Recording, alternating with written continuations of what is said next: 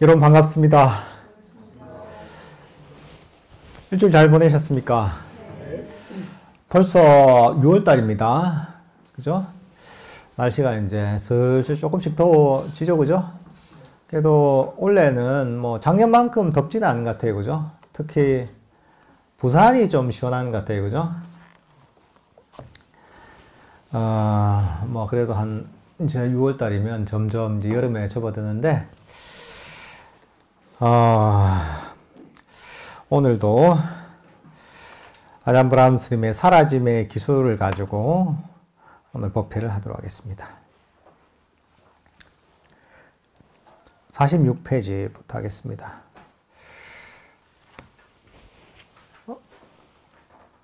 이번 주에는 니미따에 관한 이런 내용들이 나옵니다. 한번 읽고 제가 법문을 하겠습니다.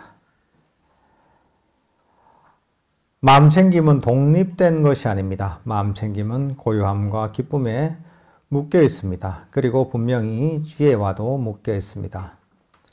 마음챙김은 지시사항을 함께 하고, 마음챙김이 강력할수록 마음챙김은 지시사항들을 잘 기억합니다. 마음챙김이 잘 개발되었기 때문에 마음챙김은 무엇을 해야 하는지를 알고 고요함의 힘을 잘 이해합니다. 여러분이 마음을 움직일 때마다 여러분은 모든 것을 방해하고 에너지와 깊이를 잃게 됩니다. 그럴 때 마음챙김은 힘을 잃고 예리함이 줄어듭니다. 그러나 마음이 고요히 머물면, 즉 아무것도 하지 않고 평화로우면, 단지 이미 있는 그 상태에서 더 완벽하게 고요히 있으면 마음챙김은 그냥 계속 증가합니다. 그러니 이 단계에서 마음챙김이 할 일은 명상 대상을 지켜보기보다는 오히려 마음이 움직이지 않게 유지하는 것입니다. 명상을 시작하다 보면, 명상을 해서 마음이 개발되다 보면 마음챙김이 점점 개발됩니다. 마음챙김이 개발되면 마음이 점점 깨어나죠, 그죠? 마음이 밝아지고 정신적 에너지가 점점 강력해집니다. 사실 이런 마음챙김이라는 것은 한편으로는 보면 이런 마음의 어떤 깨어남, 이런 측면도 있지만 법을 기억한다는 측면도 있습니다. 마음이 지금 이 상황에서 어떻게 작동해야 되는지, 어떻게 우리가 수행을 해야 되는지를 잘 기억하고 있는 거죠. 우리가 배웠던 법을 잘 기억하고 있는 거죠. 그 순간에 어떻게 마음을 써야 되는지를 잘 알고 있는 거죠. 그러니까 이런 법에 대한 이해, 법에 대한 기억, 지혜하고 사실은 마음챙김은 분리할 수가 없는 겁니다. 그래서 마음챙김은 단순한 알아차림하고 완전히 다른 겁니다. 사실 마음챙김은 마음이 고요하게 멈췄을 때 개발이 됩니다. 마음이 멈췄을 때 점점 강력해집니다. 마음이 움직이다 보면 마음챙김이 약해지고 정신적 에너지가 약해집니다. 이게 굉장히 독특한 우리 마음의 특성입니다. 실제로 우리는 뭔가를 하려고 하면 끊임없이 마음을 움직이잖아요, 그죠?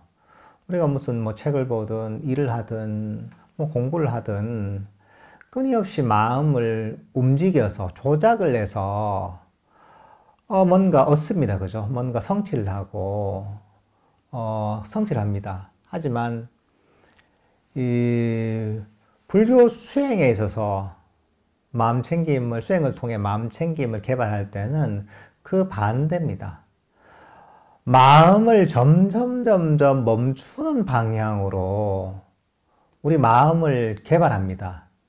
이게 어떻게 보면 수행의 방향성이 어때야 되는지, 수행을 하는 어떤 태도가 어때야 되는지를 우리에게 알려주는 겁니다. 그러니까 똑같은 수행을 하더라도, 예를 들면 아나빠나사티를 하더라도 호흡을 끊임없이 놓치지 않으려고, 끊임없이 움켜쥐려고 이렇게 할 수도 있죠. 아유, 놓치지 않아야지, 이렇게 할 수도 있습니다. 그죠? 평소에 우리가 다른 것들 하듯이. 하지만 이런 식으로 하는 것들은 마음을 고요하게 멈출 수가 없습니다. 왜냐하면 끊임없이 잡으려고 하는 것 자체가 보면 끊임없는 마음의 움직임을 만듭니다. 마음을 끊임없이 유동치게 만드는 거죠. 호흡을 알아야지 하는 거죠. 한편 의지도 마찬가지입니다. 의지가 뭡니까? 아, 내가 이걸 놓치지 않아야지 하고 계속 생각을 일으키는 거죠. 또는 생각 이전에 어떤 마음의 동요를 일으키는 거죠. 의지의 뿌리는 뭐냐 하면 에고입니다. 또 의지의 이면은 바로 욕망입니다. 누가 알아야지 합니까? 누가 움켜져야지 합니까? 내가 움켜쥐려고 하는 거예요. 내가 알아차리려고 하는 거예요. 의지라는 게 왜 의지를 일으킵니까? 아니, 뭘 하고자 하는 욕심이니까 의지를 일으키는 거야. 그러니까 의지를 해가지고 애를 쓰고 한다는 것 자체가 벌써 마음을 욕심으로 요동치게 만드는 거야. 그래서 불교 마음을 멈추는 방향으로 개발하려면 의지를 가지고 움켜쥐려고 하면 안 됩니다. 그래서 수행이 놓아버림의 길이라는 거죠. 움켜쥐는 게 아니라 놓아버리는 거죠. 놓아버리고, 그럼 어떻게 하느냐? 가만히 알기만 하는 거죠. 욕심을 가지고 꼭 성취해야지 이런 마음이 아니라 편안한 마음으로 그저 관심만 두는 거죠. 관심만 두면 우리가 마음이 점점 멈출 수가 있습니다. 처음에는 마음이 여기저기 여기로 갔다 저기로 갔다 과거로 갔다가 미래로 갔다가 이런 생각으로 갔다 저런 생각으로 갔다 하지만 가만히 계속 관심을 호흡에 가지다 보면 마음의 움직임이 점점 줄어듭니다. 그러면서 마음이 점점 멈추기 시작하는 거죠. 마음이 멈춘다는 건 마음이 고요해진다는 거죠. 그리고 마음이 멈추고 고요해지면 질수록 정적 에너지도 모이고, 정적 에너지가 모이면 여기서 내면에서 행복감이 생깁니다. 이게 어떻게 보면 수행의 즐거움이라고 할 수가 있습니다. 멈춤에서 생기는 어떤 행복감이라고 할 수 있는 거죠. 이 행복감이 바로 삶의 행복이라고 할 수도 있는 거죠. 수행자의 행복은 바로 이 멈춤에서 생기는 겁니다. 다른 한편으로는 이거는 어떻게 보면 호흡 명상 주제를 알아차리면서 마음이 멈추는 거죠. 근데 이게 어떻게 보면 사마타 위파사나라고 얘기한다면 사마타적인 측면이라고 얘기할 수가 있어요. 근데 우리가 항상 배우듯이 사마타 위파사나 같이 나오잖아요. 위파사나 지혜의 측면은 어떤 것이냐? 법에 대한 이해로서 마음을 멈추는 거야. 마음속에 이런저런 잡념이 일어나서 거기에 사로잡힐 수가 있잖아요. 그죠? 잡념에 사로잡히면 잡념을 자신과 동일시하게 됩니다. 그게 난 줄 알고, 내 것인 줄 알고, 거기에 계속 휘둘면서 마음이 끊임없이 움직이는 거죠. 근데 그 잡념을 버리는 방법이 명상 주제, 호흡이라는 명상 주제를 알아차리면서 잡념에 휘둘리지 않는, 그러면서 마음을 멈추는 이런 방법도 있고, 다른 접근 방식이 뭐냐면, 위파사나적인 접근입니다. 이해로서 놓아버리는 거죠. 아, 생각이라는 게 내게 아니네? 무사한 것이네? 내가 왜 내 것도 아니고 무사한 거, 이런 걸 움켜쥐고 있어. 실체가 없는 것인데 하고, 이해를 하면서 놓아버릴 수가 있잖아요.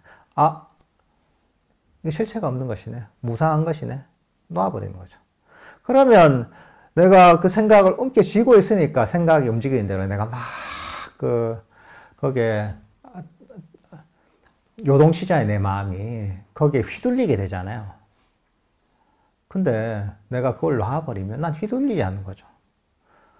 휘둘리지 않고 나는 그대로 그대로 있는 거죠.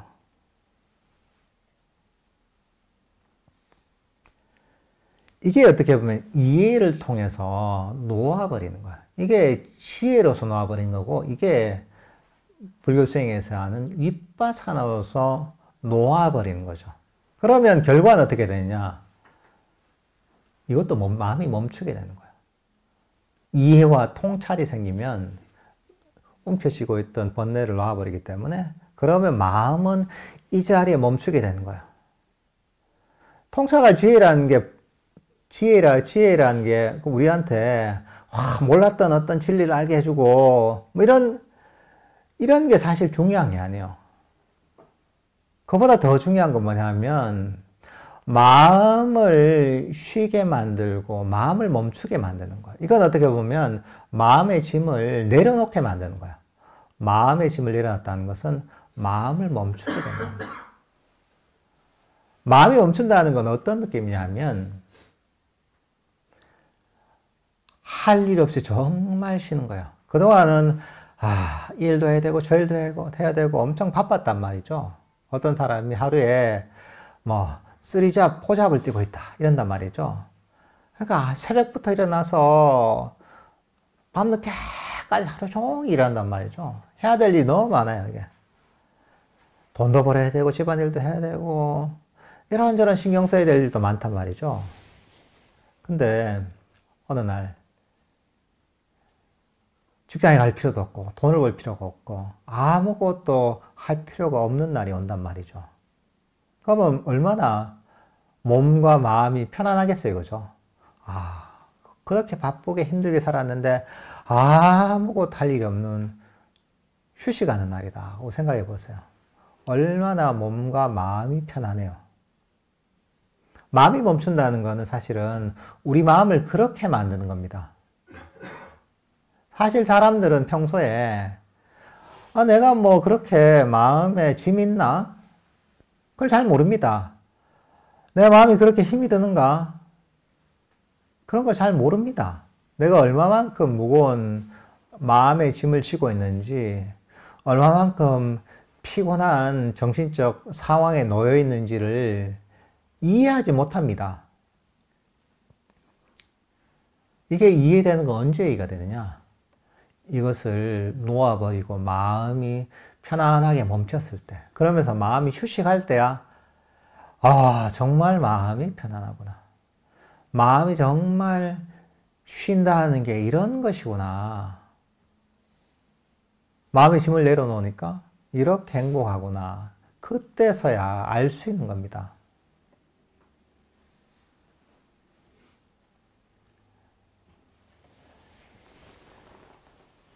근데 그렇게 되면 정말 수행의 과정이 마음의 짐을 내려놓고 진정으로 휴식하는 길이며 정말 고요하고 평화롭고 행복한 길이 바로 수행의 길임을 본인의 체험을 통해 알 수 있는 겁니다. 수행이 바로 평화와 행복의 길임을 알 수가 있는 겁니다. 처음엔 이게 잘 안 되죠, 그죠? 우리가 명상을 할 때도, 호흡 명상할 때도 호흡을 자신의 것이라고 여기고 자신과 동일시하기 쉽습니다. 그러면 우리가 호흡 명상, 들숨과 날숨을 알아차려라 이렇게 해도 이걸 가만 알아차리면 하면 되는데 호흡을 내 거라 이걸 자꾸 통제하려고 해요. 이걸 자꾸 움켜쥐고 여기에 휘둘려요. 휘둘리면서 이걸 통제하려고 해요. 그러다 보면 자연스럽게 호흡이 안 되고 평소에 그렇게 잘 편안하게 하던 호흡도 호흡하는 것 자체가 힘들어지는 거예요. 그리고 당연히 거기 휘둘리기 때문에 호흡을 알아차리는 거 힘들어요. 그렇지만 단계적인 수행을 통해서 마음 챙김이 개발되잖아요. 그러면 명상의 대상과 자신이 좀 분리가 됩니다. 분리가 되면 호흡은 호흡대로 지가 알아서 일을 하는 거고 나는 나대로 그대로 있는 거예요. 이런 힘이 더 강해지는 거예요. 가만히 마음 챙김이 강해지면 강해질수록 명상 대상이 휘둘리지 않는 거죠. 명상 대상을 개입하지 않고 가만히 내버려 둘 수가 있는 겁니다. 마음 챙김 점점 개발되면 그런 힘이 강해집니다. 그리고 내 마음은 고요해지는 거죠. 고요해지고 나는 단지 명상 주제를 알기만 하는 거죠. 그러니까 사실 나중에는 시간이 좀 지나서 마음이 이렇게 개발되면 수행의 바로 핵심이 마음을 그냥 멈추는 것이 수행의 핵심임을 알게 됩니다. 가만히 어떻게 보면 동상처럼 가만히 마음을 멈추는 거죠. 아무것도 하지 않는 거죠. 왜? 내가 주의력은 명상 주제를 벌써 향해 있단 말이죠. 내가 할 일은 가만히 아무것도 하지 않으면 되는 거죠.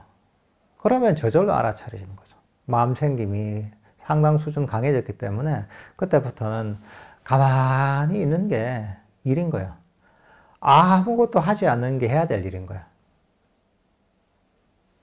그때 왜냐하면 그렇게 해야지 명상 주제가 저절로 알아차려지거든요.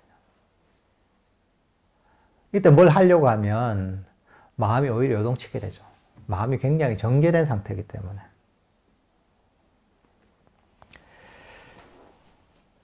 아잔차 스님께서는 고요한 숲속의 연못이라고 한 유명한 비유에서 언급된 그런 마음 챙김을 얻게 된 데가 있답니다. 이 비유에서 아잔차 스님은 물 마시러 오는 동물들만 지켜보는 것이 아니라 자신의 몸도 지켜보면서 동물들이 인기척에 놀라지 않도록 몸이 전혀 움직이지 않게 합니다. 마찬가지로 여러분이 마음을 지켜보면서 마음이 전혀 움직이지 않게 유지하면 그때 니미tta가 놀기 위해 나타날 수 있습니다. 여러분의 마음은 마음이 동요하지 않게 유지하면서 고요함에 집중하게 됩니다. 그런 정도의 알아차림과 힘이라면 니미tta는 안정적으로 머물며 어떻게 이렇게 되는지를 보게 됩니다. 여러분은 어떤 반응도 하지 않습니다. 니미tta를 보고 두려워하지도 흥분하지도 않습니다. 아잔차 스님은 참 멋진 수행에 관한 멋진 비유를 많이 하셨죠, 그죠? 아잔차 스님께서는 젊은 시절에 그런 일종의 도타행 수행을 많이 하셨어요. 이런 깊은 밀림 같은데, 사람이 없는 깊은 밀림에서 수행도 많이 하셨거든요. 요즘은 태국에도 그렇게 수행할 때가 별로 없다고 해요. 그렇게 수행했던 수행처가 지금은 다 절이 됐고, 또 수행했던 동굴도 동굴 사원이 됐고, 지금은. 또 어떤 지역은 국립공원이 됐고, 들어갈 수도 없고, 그래서 요즘은 당시처럼 이렇게 수행할 때가 고요하게 숲속에 혼자 수행할 공간이 거의 없다고 그래요, 요즘도. 그런 장소가.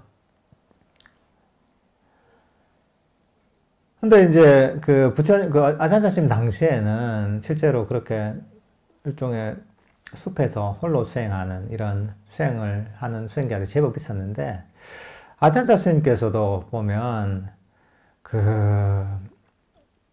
이렇게 이제 낮에 좀 걸으면서 만행을 다니시다가 저녁이 되면 이제 숲속 어느 곳에 자리를 잡으셨대요. 근데 꼭 이제 필요한 게 물이잖아요, 그죠?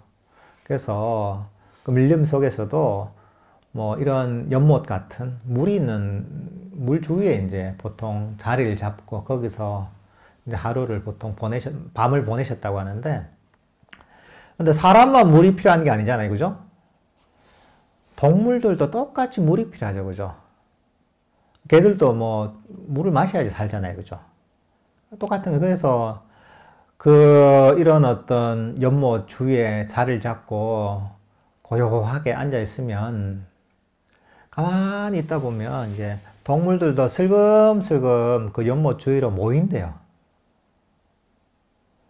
근데 걔들도 겁이 많잖아요, 그죠? 야생동물이 얼마나 겁이 많아요. 저도 이제 옛날에 산속에 있는 토굴에 살다 보니까 정말 그렇더라고요, 이게. 멧돼지 이런 것들 있잖아요. 제 살던 토굴 근처에 멧돼지가 엄청 왔거든요, 여기가. 보면 약간 그 백양이라고 하는 상사화 종류의 그 구근류거든요, 이게. 그, 보면 무슨 마늘처럼 이제 보면, 마늘이나 양파처럼 뿌리가 그렇게 해요. 그래서 그걸 이제 파먹는다고 그 멧돼지가 그 토굴주에 많이 왔어요. 그래서 밤에도 멈춰 오고, 낮에도 가끔 오는데, 낮에 딱 눈을 마주쳤는데, 진짜 큰 놈이요. 엄청 큰 놈인데, 보자마자, 진짜, 번개처럼 이제 뛰어가는데, 살 엄청 찌네요. 근데, 그 몸체로 막, 산까지 뛰어가는 거야. 산 하나 지나고 나서, 꼴짝이 지나고 나서야 이제 한번 쉬는 거야, 이게. 그 야생동물이 그렇게 겁이 많은 거야. 우리가 뭐 산에서 멧돼지를 겁내잖아요. 걔들은 우리를 훨씬 겁내요.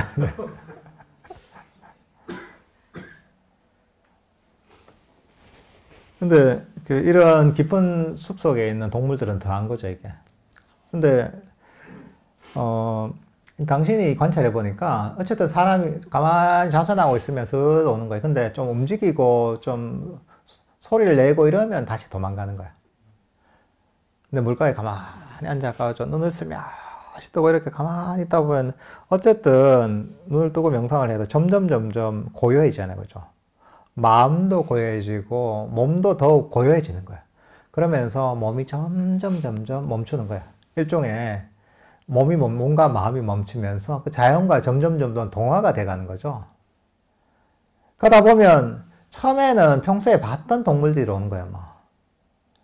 뭐 원숭이가 오기도 하고 뭐 뱀이 오기도 하고 평소에 뭐 자주 봤던 동물들이 오는데 더 이제 명상에 깊이 들어서 몸과 마음이 더 고요하게 멈추잖아요.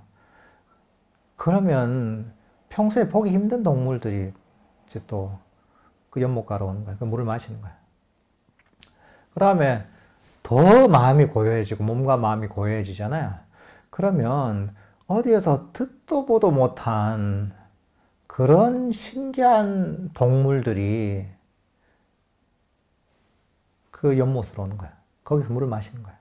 아주 조심스럽게 연못가 알아서 물을 마시다가 눈치를 싹 보는 거죠. 그래도 아무 움직임이 없고 위험 요소가 없다고 여기면 이제 물에 쓱 들어가는 거야. 그러다 진짜 아무도 없구나 싶으면 그때 막 물에서 막 노는 거야, 자기들끼리. 그러다가 신기하네 하고 눈을 깜빡거리면 후다닥 해가지고 이제 금방 도망을 가버리는 거야.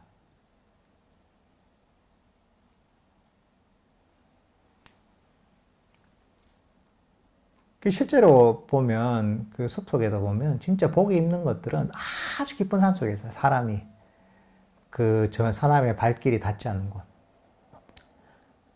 근데 야잔 스님이 이제 그런 실제 경험을 하셨던 거죠, 이게.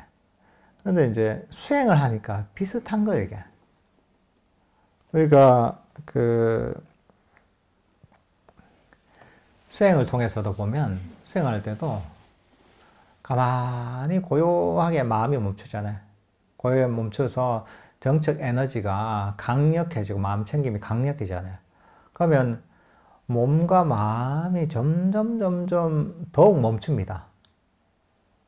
멈추고 여기서 또 놓아보고 또 더 멈추는 거예요. 멈춘 데서 그러면서 더 멈추는 거예요. 미세한 움직임들이 점점 줄어들면서 마음이 더욱 멈추잖아요. 멈추고 가만히 있다 보면 내 마음속에서 신기한 게 나타나요. 신기한 현상들이 나타나요. 보통 그게 내면의 즐거움이나 또는 뭐 빛 같은 게 나타나기도 하고. 그래도 그런 게 신기하잖아요. 그죠? 신기하네. 이렇게 관심을 가지고 일종의 이제 눈을 깜빡거리는 거죠, 이게. 가다 보면 금방 도망가 버려요. 근데 내면의 어떤 행복감이나 빛이나 신기한 어떤 현상들이 나타났을 때 가만히 동상처럼 가만히 있는 거죠. 가다 보면 이제 그런 신기한 어떤 내면의 행복이나 빛이나 이런 현상들이 더욱 활발해지는 거예요. 그 상태에서도 신기하다, 이게 뭘까? 이렇게 관심을 가지고 마음을 움직이지 않고 그대로 편안하게 멈추잖아요. 그러면 더 신기한 일종의 이제 내면의 동물들이 나타나는 거예요.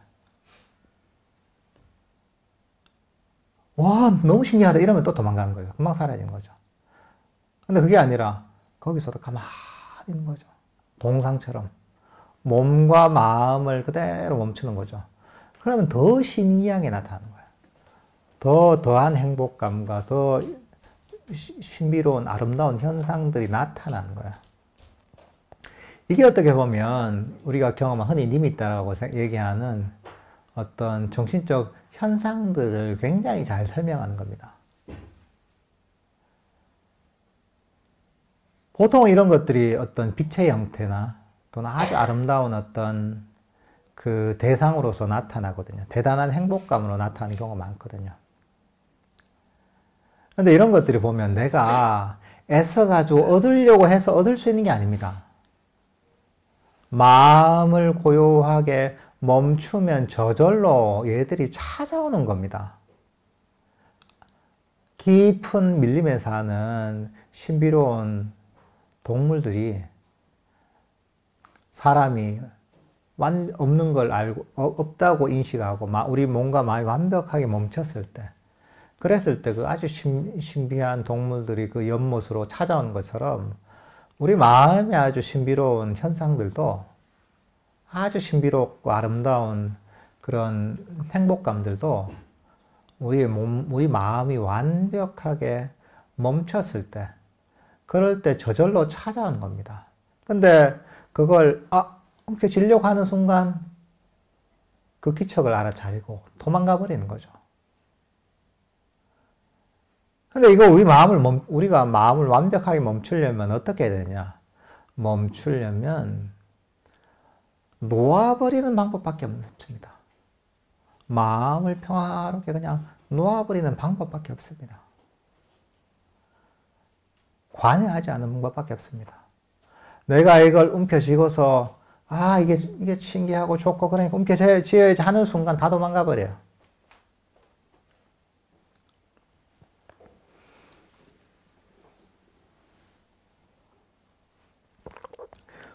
가장자 스님 비유 중에 이런 얘기 있죠. 자주 하는 비유지만 컵 속에 물을 고요하게 만드는 방법이 뭐가 있습니까? 이거를 움켜쥐어서는 컵 속에 물을 고요하게 멈추는 건 불가능합니다. 아무리 팔을 움직이지 않으려고 해도 조금의 진동은 있어요. 조금의 떨림은 있습니다. 이걸 컵 속의 물을 완벽하게 멈추려면 이걸 놓아버리는 수밖에 없어요. 여기에 관여하지 않고 놓아버리는 수밖에 없는 거예요. 가만히 놓아버리면 컵 속의 물은 완벽하게 멈춥니다. 마찬가지로 정신적으로 어떤 현상이 나타나든 간에 얼마나 대단하고 얼마나 행복하고 얼마나 신기한 현상이 나타나든 간에 나는 관여하지 않고 가만히 놔두는 거죠. 이 정도 단계에서 수행은 이게 핵심입니다. 부동심을 유지하는 게 이 정도 단계의 핵심입니다. 마음을 고요하게 멈추죠. 마음이 고요하게 멈추는 건 의지로서 멈출 수 없습니다. 아까 얘기했잖아요. 의지라는 것은 결국은 에고가 반영된 겁니다. 욕망에 투영된 겁니다.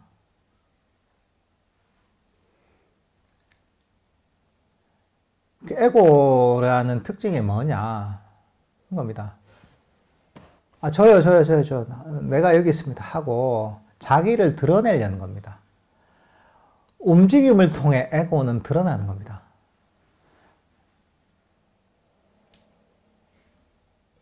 학교에 학생들이 보면 수업 시간에 가만히 있으면 누가 누군지 잘 모르잖아요. 그죠? 손을 들면 손 든 사람이 저 사람이구나 인식이 된단 말이죠. 마찬가지로 에고는 바로 움직임을 통해서 반영되는 겁니다. 드러나는 겁니다. 이게. 그 움직임이라는 것 자체가 기본적으로 욕망인 겁니다. 이게. 근데 이거는 보면 이 움직임을 없애려면 놓아버린 수밖에 없습니다. 아, 가만히 잠자면 놓아버려. 그게 아닙니다. 잠잘 때도 끊임없이 생각이 움직입니다. 마음이 움직입니다. 우리 마음은 깨어있지만 가만히 멈춰 있는 거죠.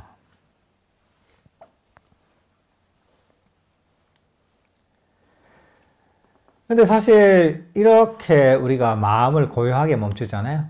멈추고 나서 정적 에너지가 모이고 내면에 행복감이 생기고 또 아주 굉장히 행복하고 신기한 현상이 생기기 위해서는 이것도 바로 생기는 게 아니에요. 시간이 필요합니다. 정적 에너지가 쌓여야 되는 거죠. 뭐 그런 경우 있죠. 마음이 고요하게 어느 정도 멈췄다. 평화롭게. 아, 근데 오늘 본문 들어보니까 마음이 고요하게 멈추면 행복감도 생기고, 뭐, 리미다, 뭐 이런 것도 보이고 하는데, 왜 안 생기지? 왜 안 나타나지? 내가 뭐가 문제가 있나? 뭐 이렇게 반응하기 쉽습니다. 근데 그럼 뭐냐 하면, 그런 거죠.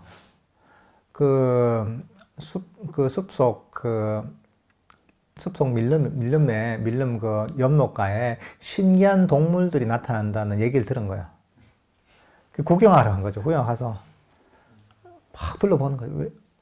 언제 나타나지? 나타날 때가 됐는데. 자꾸 둘러보는 거죠. 안 나타나면 왜 안 나타나지? 하고 주위를 자꾸 둘러보는 거죠. 그러면 그 움직이는 그런 소리 때문에 신기한 동물들이 벌써 그걸 감지하고 다 도망가 버리는 거죠. 근처에 오지도 않는 거야. 똑같은 겁니다. 인내심을 가지고 고요하게 있어야 되는 거죠. 아무것도 기대하지 않고서. 그냥 하는 거죠. 그러면 저절로 그런 신기한 동물들이 연못가로 찾아오는 것처럼 우리 마음에서도 그런 멈춤에서 생긴 행복감과 아주 신비롭고 아름다운 그런 경험들이 저절로 찾아오게 되는 거죠. 그럼 되게 신기하고 또 되게 좋단 말이죠. 근데 아주 신비롭고 아주 좋고 행복해도 그냥 그걸 움켜쥐지 않고 그대로 있는 거죠. 예를 들면 그런 거와 비슷합니다. 얼음쟁 놀이가 있잖아요. 우리가 얼음이 되는 거야. 얼음하고 얼음 하는 거예요. 계속. 그렇게 가만히 있는 겁니다. 가만히 있으면 수행이 저절로 진행되는 겁니다. 나중에는 부동심이 핵심입니다.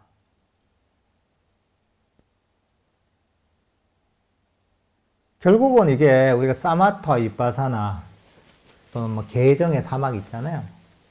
그게 뭐 이런저런 관점으로 설명할 수 있지만 결국은 마음을 고요하고 평화롭게 멈추기 위한 것입니다. 마음을 정말 쉬도록 만드는 거예요. 사실은 이 상태는 보통 우리가 얼음쟁 놀이 하면 얼음 하면 움직이지 말아야지 하잖아요. 그죠? 무슨 오징어 게임에서 무궁화꽃이 피었습니다 할 때 움직이다가 탁 멈추잖아요. 움직이면 그 총 쏴서 뭐 쏴 죽인다며 그게. 그죠? 그때는 어때요? 그때는 긴장을 하고 있는 거 움직이지 말아야지 이런 상태는 아닙니다. 멈춤의 상태가 전혀 다른 겁니다. 너무나 모든 짐을 내려놨기 때문에 너무나 평화로운 상태죠. 모든 짐을 내려놓고 할 일이 없기 때문에 너무 할 일이 없고 너무 평화로워서 움직일 필요가 없게 되는 거예요. 이게. 너무 안심이 됐기 때문에 이 이상의 평화가 없기 때문에 딴 데 마음이 움직일 필요가 없어지는 상태인 거예요. 약간 어떻게 표현하자면 그렇게 마음을 개발하는 겁니다. 다 놔버리고 마음의 짐을 모두 내고 너무나 평화롭고 행복한 상태가 되는 거죠. 여기서 더 멈추려면 어떻게 해요? 더 내려놓는 거죠. 더 마음을 쉬면 더 멈추는 거예요. 여기서 더 내려놓으면 더 마음을 쉬는 거죠. 그런 방향으로 마음을 멈추는 겁니다.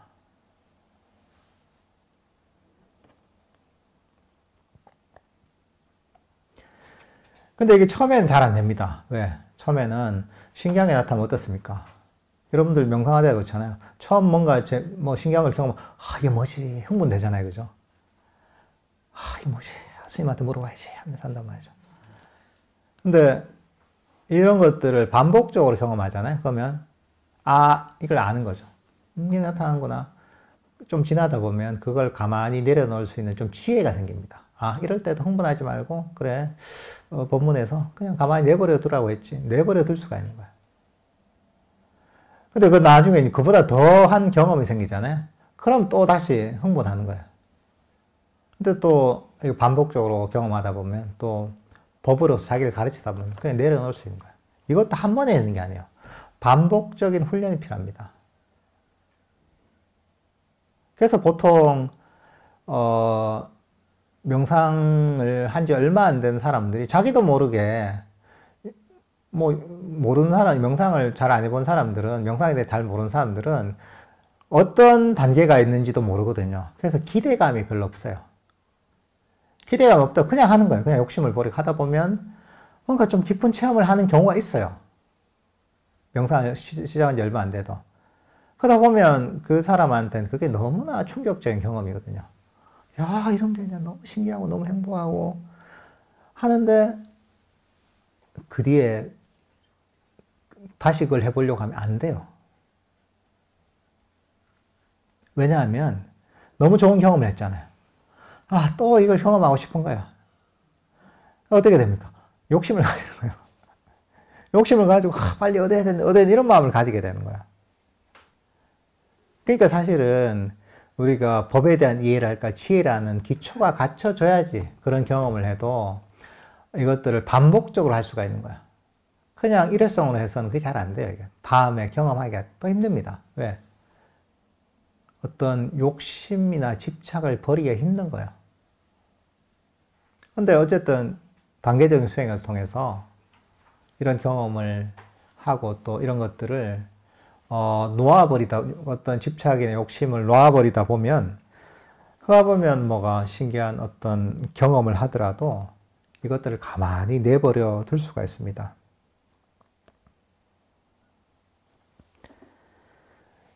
보통 이런 것들이 어떤 우리가 수행을 하다 빛의 형태로 많이 경험하게 돼요. 새로운 경험들을. 빛의 형태나 또는 뭐 굉장히 행복한 느낌과 경험, 또는 세상에서 완전히, 몸과 어떤 세상에서 완전히 벗어난 그런 경험, 뭐 이런 체험들, 아주 평소에 경험하지 못한 체험들을 하게 되거든요. 어쨌든 이런 체험을 이제 반복적으로 하다 보면, 이건 어떻게 보면 호흡을 단순하게 알아차리는 것보다 좀 더 차원이 높아지는 거야.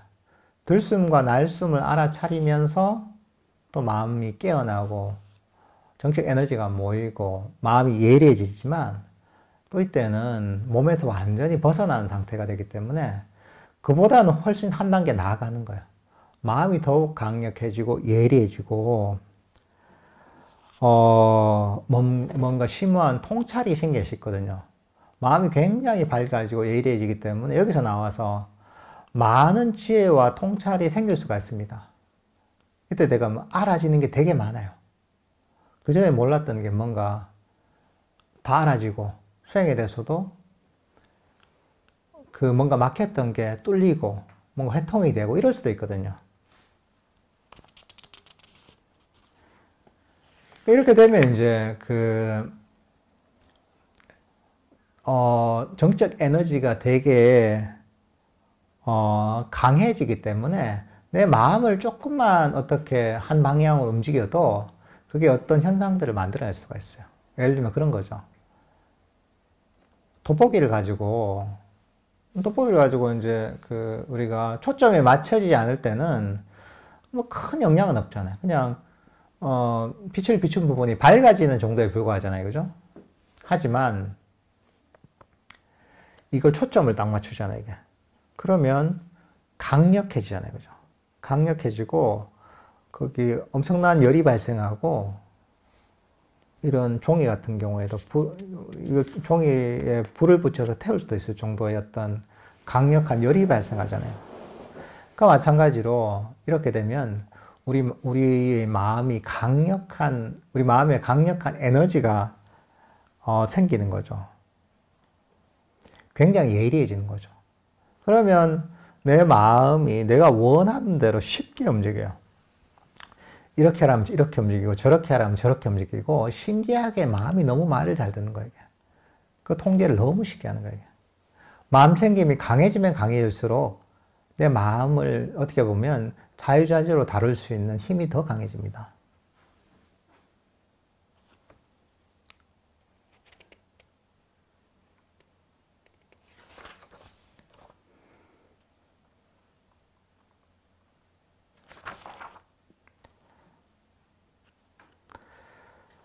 마음챙김 너무 강하고 고요해서 여러분은 어느 대상이라도 집중해서 거기에 계속 머물 수 있습니다. 진짜 자신의 몸이나 어떤 것의 속성에 대한 이해를 약간 개발하고 싶다면 깊은 명상에서 나온 직후가 그때입니다. 깊은 명상을 경험한 누구라도 진짜 지혜를 얻기 위해 깊은 명상이 왜 필요한지를 이해합니다. 깊은 명상 이전에 알아차림, 숟가락이라면 깊은 명상 후에 알아차림은, 마음챙김은 땅을 파는 포크레인입니다. 여러분이 깊은 지혜를 얻고 싶다면 유일한 선택은 땅을 파는 기계인 포크레인처럼 마음을 개발하는 것입니다. 이 사실 마음챙김이라는 것 자체가 그냥 하나의 단어로 표현되지만 그 스펙트럼이 굉장히 넓습니다. 그리고 그 수준의 단계가 굉장히 다양합니다. 아주 약한 수준부터 아주 강력한 단계까지 굉장히 다양합니다. 그래서 흔히 마음챙김을 개발한다고 해서 그게 어떤 단일한 상태를 얘기하는 게 아닙니다. 너무 차이가 있는 거죠. 막 이렇게 해서 호흡, 들숨과 날숨을 알아차리는 호흡 명상을 통해서 금방 얘기했던 몸이 사라지고 마음이 완벽하게 멈춰서 니미따가 나타나고 또 정책 에너지가 아주 강력해지는 이 정도 상태가 되면 여기 했던 것처럼 처음에 우리가 평소에 갖고 있던 마음챙김의 수준이 숟가락을 가지고 땅을 파는 거라면 그 정도 수준에서는 포크레인을 가지고 땅을 파는 거와 같다는 거죠. 땅을 판다는 거는 같은 어떤 일이죠, 그죠? 하지만 숟가락으로 땅을 파는 거하고 포크레인으로 땅을 파는 거는 비교가 안 되잖아요, 그죠? 포크레인 한 대가 몇백 사람 몫의 일을 하거든요. 그러니까 땅을 파더라도 엄청나게 깊게 넓게 많은 땅을 팔 수가 있는 거죠. 포크레인이 있으면. 마찬가지로 우리의 통찰과 지혜라는 것도 마찬가지입니다. 사실 불교 수행에 있어서 어떤 지혜라는 것, 통찰이라는 게 다른 분야, 다른 어떤 학문이나 철학의 통찰과 지혜가 다른 점이 뭐냐? 핵심은 바로 이 마음챙김, 삼매가 결합된다는 거예요. 마음챙김을 개발하는 수행이 바로 통찰과 결합이 되면서 이게 강력해진다는 거예요. 보통 우리가 그런 얘기 하죠. 어떤 과학이나 학문, 다른 학문에서도 무상하다는 거 알잖아요. 그죠? 물질이라는 것 자체가 실제로 그 미립자의 측면에서 보면 대부분이 공간이 비어 있단 말이죠. 아니, 공하다 이렇게 볼 수 있죠. 그래서 모든 어떤 물질들이 보면 끊임없이 변하고 있잖아요. 무상하다. 과학자들도 다 알 수가 있죠. 그죠? 철학자들도 그걸 알죠. 그죠? 장례식에서 맨날 죽은 사람을 보는 장의사들은 생명이란 게 무상하구나. 이걸 압니다. 외과 의사들은 이런저런 수술을 하다 보면 몸이라는 게 조건지어져 있구나. 하나의 조건만 잘못돼도 몸이라는 게 망가지고 사람이 죽을 수도 있구나. 이걸 압니다. 그죠? 하지만 그런 사람이 깨달음을 얻지 못하잖아요. 그 이유는 뭐냐? 비슷한 종류의 어떤 지식이 있단 말이죠. 알미 있단 말이죠. 하지만 부처님은 이런 무상이나 고나 무아나 공이나 이런 이 법을 통해서 깨달음을 얻을 수 있단 말이죠. 그 수행자도 마찬가지죠. 그 이유는 뭐냐? 바로 이런 법에 대한 이해? 법이라는 게 보면 바로 삼매, 강력한 마음 챙김과 결합이 돼 있어서 이게 어마어마한 통찰과 결국은 깨달음이라는 대단한 결과를 만들어낼 수가 있는 겁니다. 그래서 사실 불교에서 굉장히 핵심적인 게 사실은 이런 삼매, 그 삼매를 개발하는 데서 강력해지는 마음 챙김이 불교 수행의 핵심이 되는 겁니다. 이게 다른 어떤 것과도, 다른 어떤 학문이나 과학과도 다른 그런 불교 수행만의 고유한 특징인 거예요, 이게. 어딜 봐도 강력한 마음 챙김과 지혜가 결합되는 이런 가르침을 주지 않습니다. 불교 수행에서만 이게 있는 거예요, 이게.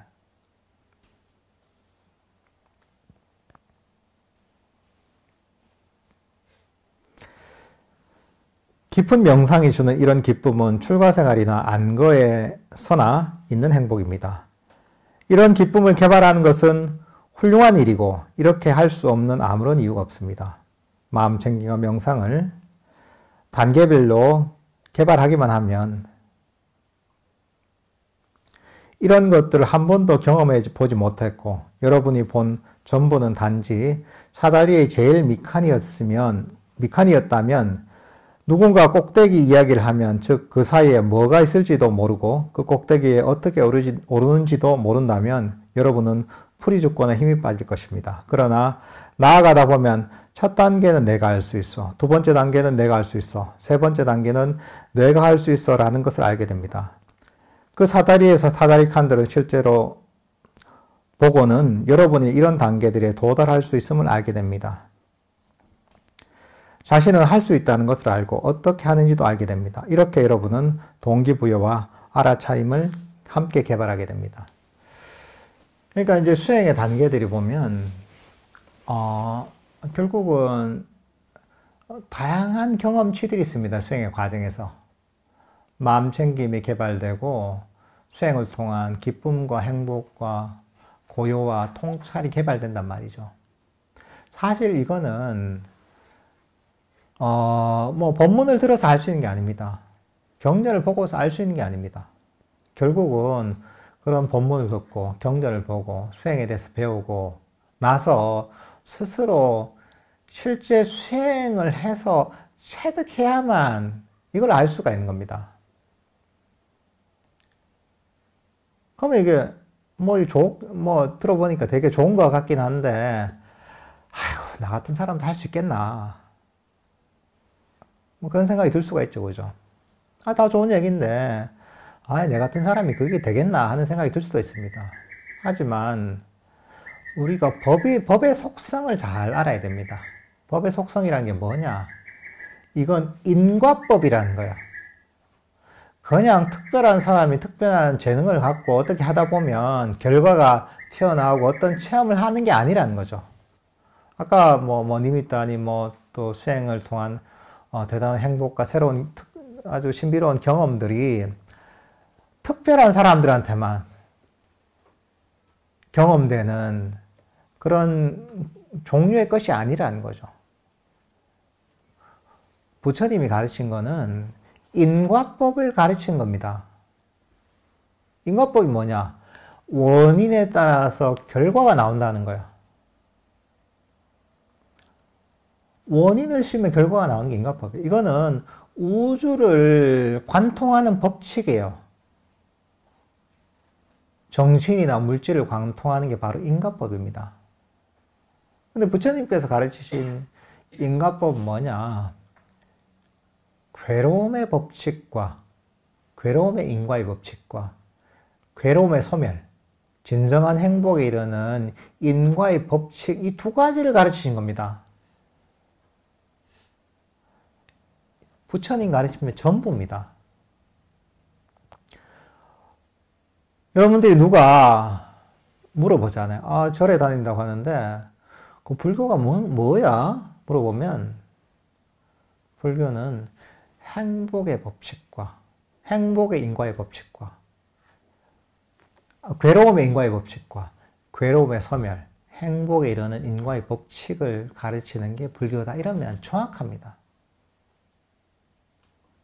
그러니까 부처님께서 그러니까 괴로움이 일어나는가, 왜 문제가 일어나는가, 여기에 대해서 괴로움의 인과의 법칙을 설명해 주셨어요. 괴로움도 그냥 일어나는 게 아니라 원인에 의해서 일어난다고 가르친 거예요. 그러면 그 원인만 설명해 주면 안 되잖아요. 해결책을 제시해 줘야 되잖아요. 그죠? 어떤 사람, 그런 사람도 있습니다. 온갖 지적은 다 해요. 그죠? 온갖 지적을 다 하는데 해결책은 없어요. 그럼 뭔 소용이 있습니까? 누가 괴로운 줄 모르나? 물론 문제를 지적하는 것도 훌륭한 거죠. 아는 것만 해도. 그렇지만 어쨌든 문제를 지적하고 그 괴로움의 원인을 알고 나서는 그 다음에 뭐 해결책이 있어야죠. 그러면 그 괴로움의 원인들 어떻게 없앨 수 있는가? 괴로움의 원인이 사라지면 우리는 괴로움이 사라지는 거죠. 진정한 행복이 되는 거죠.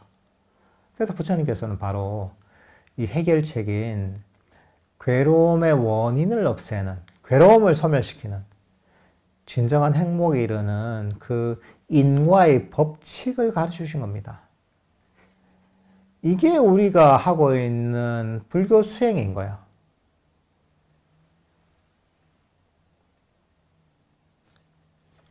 이게 바로 팔종도의 가르침인 거예요.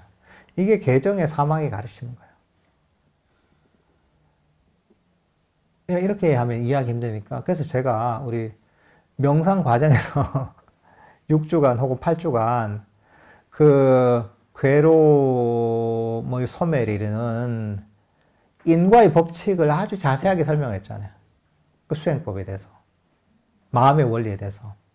그래서 그대로 따라서 실천을 하면 인과의 법칙에 의해서 내가 원하든 원하지 않든 점점 괴로움의 원인이 사라지고, 이게 뭐냐면 명상이 점점 발전하고 우리는 마음이 더욱 평화로워지고 행복해지고, 아까 얘기했던 그런 나중에 아주 신비롭고 심오한 경험도 할 수가 있는 거죠. 그리고 그보다 더한 경험도 할 수가 있는 거죠. 이게 뭐냐면 내가 부처님께서 가르치신 그 수행법을 그대로 따라가기만 하면 되는 거예요. 중요한 건 그대로 따라야 되는 거예요. 그러니까 인과의 법칙 있잖아요. 원인을 제대로 침해야지 결과가 있는 거예요. 괴로움의 소멸에 이르는, 진정한 행복에 이르는 그 부처님의 수행법, 가르침을 그대로 실천해야 되는 거예요. 그 한마디로 얘기하는 게 놓아버리기라는 거죠. 디테일한 수행의 실천 방법들이 있죠. 이걸 그대로 실천하면 되는 거예요. 우리가 명상 과정에서 배웠던 그 명상법들, 명상의 원리들을 그대로 실천하면 되는 거예요. 그러면 누구나 점진적으로 마음이 개발되게 되어 있습니다. 이거는 여러분들이 내가 능력이 뛰어나고 능력이 뛰어나지 않고 그런 문제와 관계없습니다. 나 집중력이 좋고 집중력이 떨어지고 이 문제가 아닙니다. 나이가 많고 적고 이런 문제가 전혀 아닙니다. 인과라는 것은 누구에게나 보편적으로 적용되는 겁니다. 그러니까 법에 따라 그것을 정확하게 이해하고 그대로 할 수 있는 만큼, 한 번에 되지 않거든요. 할 수 있는 만큼 실천하다 보면 누구나 점점 명상이 발전하게 되어 있습니다. 내가 걱정할 이유가 없는 거예요. 될까 안 될까. 단지 내가 신경 써야 될 건 내가 배운 대로 법에 따라 바르게 수행하고 있나 이것만 잘 살펴보면 됩니다. 그러면 할 수 있는 만큼 하면 그만큼 점점 원인이 쌓이기 때문에 결과가 나타나게 되는 겁니다. 그러니까 부처님의 위대한 점은 이 바로 괴로움의 소멸에 이르는 인과의 법칙을 가르쳐 주셨다는 거죠. 누구나 실천할 수 있는 이 길을 보여주셨다는 게 위대한 점인 겁니다. 부처님이 뭐 어떤 신이나 하나님처럼 나는 이렇게 위대하다, 나는 이렇게 대단하고 너희들 못할 거야, 나는 특별한 사람이야 했다면 저는 별 관심이 없었을 거예요. 아, 그래요. 훌륭하시네요. 아, 그래서 뭐 하는 거죠. 근데 부처님은 그런 분이 아니에요. 부처님은 누구나 보편적으로 실천할 수 있는 괴로움의 소멸에 이르는 그 수행법을 가르쳐 주신 거예요. 누구나 할 수 있습니다. 근데 이거 한참 수행이 발전된 어떤 수행자를 보면, 야, 내가 저렇게 할 수 있겠나 싶잖아요. 하지만 우리는 단계적으로 수행을 하는 겁니다. 수영을 전혀 못하던 사람이 있단 말이에요. 그런 사람이 수영장에서 저병을 뭐 기가 막히게 하는 사람을 본다. 와, 수영을 저렇게 할 수 있네. 본인도 물에 들어가서 한번 해보죠. 흉내도 못 내죠, 그죠? 저 사람은 특별한 사람이 뭐야, 난 안 되네. 하지만 이게 안 되는 게 아닌 거예요. 그 사람도 수영장에 등록을 해서 그 수영 코치한테 수영하는 방법들을, 그 기술들을 하나하나 배우잖아요. 물장구 치는 것부터 해서, 호흡하는 것부터 해서, 팔을 움직이는 것부터 해서, 다양한 수영의 기술들을 배운단 말이죠. 그리고 처음에 무슨 물에 뜨는 판때기 잡고 이렇게 막 이제 연습을 하는 거죠. 하면서 일주일에 3, 4일 꾸준하게 나가서 연습을 하는 거죠. 또 코치한테 지도를 받으면서 연습을 하고 그렇게 하잖아요. 그러다 보면 수영을 전혀 못하던 사람도 시간이 지나잖아요. 꾸준하게 하다 보면 3개월이 지나고 6개월이 지나고 1년이 지나고 2년이 지나고 3년이 지나잖아요. 그러면 수영을 다 잘하게 됩니다. 그죠? 여러분들 다 해봤잖아요. 그죠? 근데 처음 보면 내가 못할 것 같죠. 하지만 이것도 단계적인 그런 수영을 익힐 수 있는 단계적인 그런 방법이 있다는 거예요, 이게. 불교 수행도 이런 수영을 배우는 거하고 똑같습니다. 처음에 막 수영을 수행을 한 얘기를 들으면, 아이고, 내가 저걸 어떻게 하겠나. 저거는 뭐 특별한 사람이거나 하는 거지 하지만, 그렇지 않습니다. 부처님의 가르침은 단계적인 수행을 통해 이루어지는 거야. 배운 대로 그대로 할 수 있는 만큼 꾸준하게 실천하다 보면, 그러면 수영을 못하던 사람이 꾸준하게 수영을 배우고 연습을 하다 보면 수영을 잘 할 수 있게 되는 것처럼 불교 수행도 똑같습니다. 누구나 할 수 있고, 누구나 부처님께서 가르치신 그 수행의 길을 따라갈 수가 있습니다. 단지 그 가르침을 그대로 잘 이해해서 그대로 따라가야 된다. 어떤 사람이 TV에서 수영 선수가 수영하는 걸 보고 나도 수영을 하면 좋겠다 해서 혼자 강가에 가서 혼자 막 연습하는 거예요. 그냥 하고 싶은 대로. 그렇게 1년을 한다고 수영 실력이 늘겠습니까? 안 늡니다. 자기 하고 싶은 대로 하는 거죠. 그렇게 하면 안 되죠. 하지만 제대로 된 방법을 가지고 제대로 된 코치를 만나서 기초부터 잘 익히면서 연습을 하면 누구나 실력이 늘게 되어 있습니다. 그러니까 불교 명상도 전혀 다르지 않습니다. 여러분도 운동 배웠던 그런 다 경험들 있죠. 수영을 배운 분도 있고, 요가를 배운 분도 있고, 테니스를 배운 분도 있고, 어떻습니까? 꾸준하게 제대로 배운 사람들은 다 실력이 늡니다. 제가 옛날에 아침에 어디 가보니까 누가 배드민턴을 치셨는데 연세가 많아요. 깜짝 놀랐어요. 그분들 치는 거. 치는데, 도저히 나이가 훨씬 내가 젊은데도 불구하고 흉내도 낼 수 없어요. 근데 그분들이 좀 제대로 배운 분들이라. 내가 아무리 젊고 내가 힘이 좋아도 그분들보다 그 제대로 운동을 배운 사람한테는 그 실력을 따라가는 게 불가능합니다. 근데 내가 만약에 제대로 이제 배드민턴을 배워서 연습을 했다면 충분히 비슷한 실력이 될 수가 있죠. 여러분들 명상도 별로 어렵게 생각하지 마십시오. 아예 내가 수영도 배워서 내가 지금 수영도 잘하는데 뭐 다를 바가 뭐가 있나 이렇게 마음을 먹으시면 됩니다. 단지 제대로 배우고 배운 대로 그대로 잘 따라가기만 하면 됩니다. 그렇게 수행을 하시면 될 것 같습니다. 오늘 본문은 이 정도로 끝내겠습니다.